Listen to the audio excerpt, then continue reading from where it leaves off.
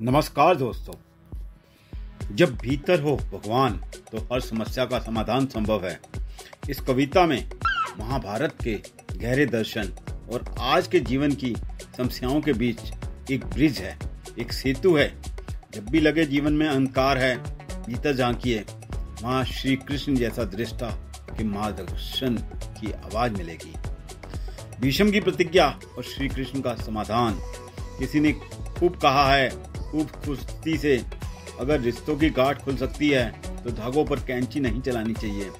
इसी भाव से जन्मी ये महागाथा, इसी भाव से जन्मी ये महागाथा।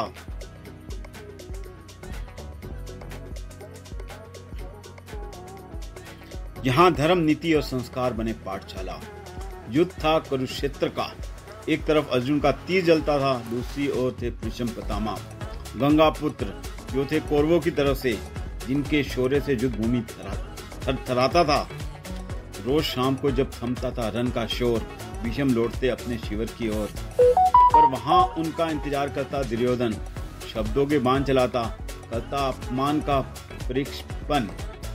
पितामह, आप पूरी शक्ति से नहीं लड़ते, मुझे तो लगता है कि आप पांडव की तरफ से युद्ध करते हैं। भीष्म हो गए परेशान।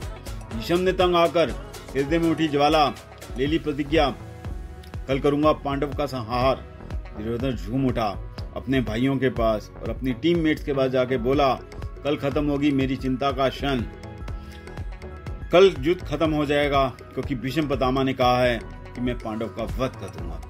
जब पड़ी द्रौपदी के कानों तक आई ये बात, भागी श्री कृष्ण के पास लेकर अपनी पतियों की जान। भगवान बचाइए मेरे सुहाग को। पितामह ने ले ली प्रतिज्ञा हमारे विनाश को। श्री कृष्ण मुस्कुराए, बोले, यह युद्ध मेरे कारण नहीं, कर्मों की गाथा है, यहीं पर समाधान जरूर मिलेगा। चलो चलते हैं भीष्म की कुटिया में। भीतर भेजी द्रौपदी, ध्यान मगन थे श्री कृष्ण, ध्यान मगन थे भीष्म। प्रणाम किया जब द्रौपदी ने भीष्म के मुख से सहज निकला आशीर्वाद, अखंड भाग्यवती भव। आंखें खोली, देखा सामने द्रौपदी खड़ी थी। भीष्म हो गए विचलित, बोले, ये तूने क्या करवा दिया मुझसे बेटी?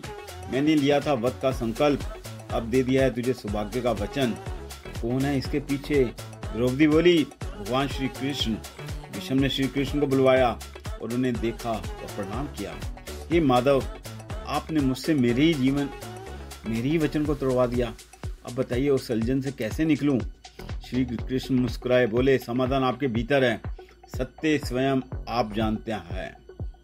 पांडव को बुलाया गया। भीष्म बोले अर्जुन से, कल करना होगा मेरा वध तुम्हें। युद्ध भूमि में मेरा अंत तेरे हाथों से ही संभव है। अर्जुन कांपा, कैसे करूंगा मैं वध आपका? भीष्म बोले, मैं संकल्प छोड़ चुका हूँ और मेरी शक्ति को पराजित नहीं कर सकोगे जब तक अपने सामने लाना एक नारी को। नारी कहाँ से आएगी जो युद्ध में मुझे शस्त्र उठाने से रोक दे? वही है शिखंडी, जो शिखंडी थी जन्म से, उसे सामने लाओ और मेरे पीछे से बाण चलाओ। अर्जुन ने वैसा ही किया। भीष्म हुए धाराशाही, ना प्रतिज्ञा टूटी ना धर्म। श्री कृष्ण ने फिर एक बार कर दिया चमत्कार। यह कथा नहीं, सिर्फ कहानी है, यह तो संस्कारों की अमर वाणी है। यहाँ वचन से बड़ा कुछ नहीं, यहाँ सम्मान और धर्म की असली हथियार है। भीष्म थे धर्म का दीप, जिन्होंने शौर्य के साथ संयम भी सिखा दिया। उनकी प्रतिज्ञा, उनका बलिदान बता गया कि संस्कारों से ही बनती है सच्ची पहचान। अगर कौरवों की पत्नियां भी करती ऐसे प्रणाम तो शायद भीष्म से पाती वही वरदान।